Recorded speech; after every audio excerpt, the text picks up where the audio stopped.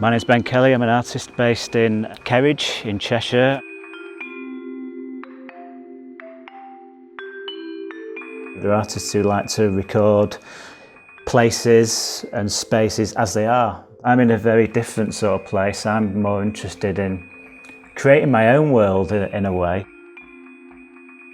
Always been into art from an early age. I studied at St Mary's in Stretford. During lunchtimes we'd always be in the art class. There'd be a few of us, a few lads in there, painting away. I went on to do A-levels at Savarian College in Rusholme, Manchester. You found out about perspective, form, composition, all those things. I'm more interested in sort of an event, just creating a particular event, a moment in time, and being able to sort of like, just fleetingly look at something. If you fleetingly look at an event or a building or a situation, you don't have all the detail, do you? So you don't need it. Decided I needed to go and do an art foundation course. That really opened my eyes. We were looking at everything from the abstract expressionist through to some of the sort of painters who were around at the time, the modern British painters. It was superb. We were looking at sculpture, we were looking at fashion, textiles. I got into Wolverhampton School of Art and Design, where I did my degree. Again, had a fantastic experience there. You were encouraged to break all the rules you'd learned about composition, about perspective, etc. After that, I did an MA at Central St Martin's in London. And again, I mean, just to be in London and studying art, I don't think it could get any better, to be honest. At this point, I'm just enjoying making marks and not really thinking about an end game, what's actually going to happen. I know the space itself, there's a little sort of pathway, there's incredible amounts of sort of foliage, a little bit of a sort of rock formation, so I'm just starting to sort of build up, what it'll look like. And I stayed down there in London for a few years, did lots of different jobs. I was painting, I was working in small little fashion houses, had just lots of really, really exciting, interesting experiences. And was always sort of looking and observing people, I suppose, which has become something that I've kept on and worked with. Started to think to myself, maybe I need to move back to Manchester. And I saw a competition that was advertised at the Lowry called One Love, and it was painting football and the fine arts. And Lowry had previously won it, and I think they decided they wanted to restage the competition. The thought of being able to maybe exhibit one of my paintings at the Lowry was something that was like, I thought, well, I've got to try this. Anyway, I ended up winning, which was incredibly surprising. There was a lot of fantastic work in that show. I then became artist in residence at Manchester City in 2008. And I obviously documented the matchday experience. I went on then to have a show at the City Museum. That went really well, lots of people visited it, lots of sort of fans were able to go in and see the work and to see the sketchbooks as well. It's really fantastic to be able to take some of those Manchester City paintings back to the Northern Perspective show with Clark Art. So the paintings went back to the Etihad for a weekend, and they were snapped up pretty much straight away by collectors. So again, that was absolutely fantastic. It was great to meet a few of the people who bought them as well. Had some really interesting conversations about why they decided to buy the paintings. I thought, well, I need to take a little bit of time out now and move on. And I thought it was really important to start to look at other subjects. I was obviously interested in people. That was clear, but it was what I was going to do with it, I think, really. So I started to look closer to home and just document what was around me.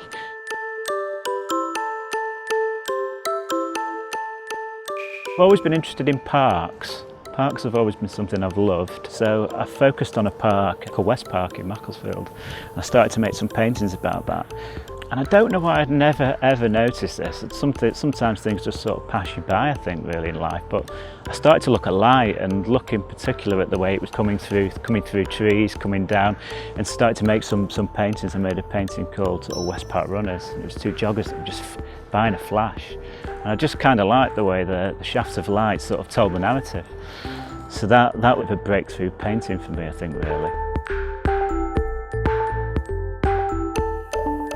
So I decided to try and push that on, and the shafts of light have become more pronounced, shall we say, as I've moved on and developed.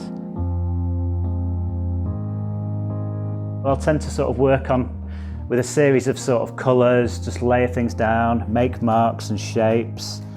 I'll probably just add a few sort of spots of colour.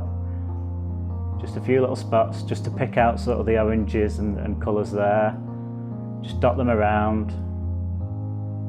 Then maybe work on a sort of bigger shape of colour. And I don't like to have straight lines. When I first started out, I'd use a lot of sort of straight lines and shapes in there. I still do it for the sort of fractured light, but the backgrounds, I tend to keep them a bit looser. I find it more sort of interesting to play with. I'm an observer of life, whether that's real or part imagined. It's very important to me. So I then had a show in Macclesfield. I made a series of about 24 paintings. So it was my first proper exposure after the city exhibition. I painted some local scenes, some scenes of Manchester. It went down really well. It sold out before it opened, which again was really surprising. When I'm layering the paint as well, I'll try to layer it when it's wet. I don't want to leave it to dry too much because it's quite nice the way you can sort of work further on it. I mean, if I'm working with sort of characters, I'll start to sort of draw and paint sort of characters into compositions. If they're not working, I'll edit it, take them out and move on, paint over it. So they're sort of multi-layered. You'll probably find in a lot of the paintings there are lots of sort of characters and people underneath the surface that have sort of moved on. Some even sort of stay slightly in there as well. I quite like the idea of sort of ghosts of people sort of walking through spaces. My next show was at a gallery in Bath. Again, it's proved to be successful. It was great to be down there and to meet some of the southern collectors as well, because that was really important to me to have people from the south buy my works. That was my first big break in the south. I might tighten certain elements or details up after I've started to work like this. I mean, with this one, I think I'm going to keep it pretty sort of simple. So my next major show was back in Macclesfield. It's called The Looters and Other Stories. I'd sort of decided to sort of document the riots that had took place in Manchester. Again, I saw them as sort of mini gatherings of people, really. You know, youths, also there were different sort of walks of life, to be honest, who were involved in that. The Looters took over the music shop in Manchester. I found that really quite amusing to a certain extent. There's a painting called The Unknown Bongo Player.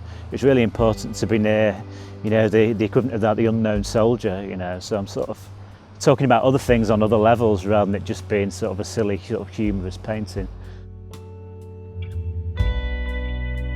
So yeah, I started exhibiting work at Clark Art. I mean, it's been fantastic to have my paintings exhibited alongside, you know, Lowry's and Majors, Lowndes, etc. Sort of superb to be able to hang with those fantastic artists.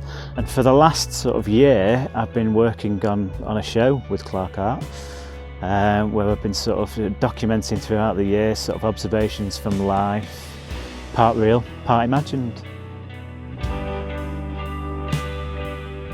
I quite like the fact that, you know, if you go into a sort of Ben Kelly show, you may go from sort of seeing a painting of a hen party in Manchester, and then you may be in a formal garden in Wales. I quite like that. They are sort of polar extremes, and I think that's kind of important for life.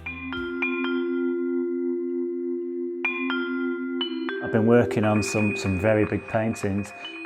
So yeah, with this particular sort of painting, obviously has my sort of trademark shafts of light in there. You know, I mean, every painter deals with light in their own way. Maybe mine's a little bit more pronounced than some artists, but I really enjoy sort of working with that. Again, it was going back to that original painting that I made, the West Park Runners, and I've constantly sort of developed and evolved and changed that, but it's something I'll always work with, I think. For this particular painting, obviously it's Central Park. When I was over in New York, I saw an Afro-Caribbean woman with an amazing afro. She had a really cool yellow dress on and yellow sunglasses. And I remember sort of just walking past and I just thought, I'm going to have to include you in a series of my paintings. So it could be just somebody that I've seen, male, female. It could be an animal. It could be anything that becomes part of the work. The little sort of story developing with the card players, then moving on to the sort of busted flush, the loser. So I've made a painting about that. Sometimes I'll also, if I've found a particular subject that I'm interested in, I'll try and approach it from different angles. So I've tried to sort of reference the card players within another scene within Central Park, just to see how it works really. I think it's always important to sort of to play around and change sort of, you know, composition, see what you can work with, see which works best.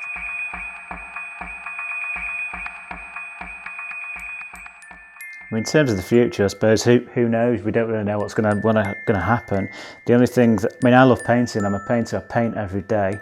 It's my life. It'll continue to be my life while I'm part of this world. So it's really important for me to just make work each day. Try and develop. Try and push what I do on. Have new experiences.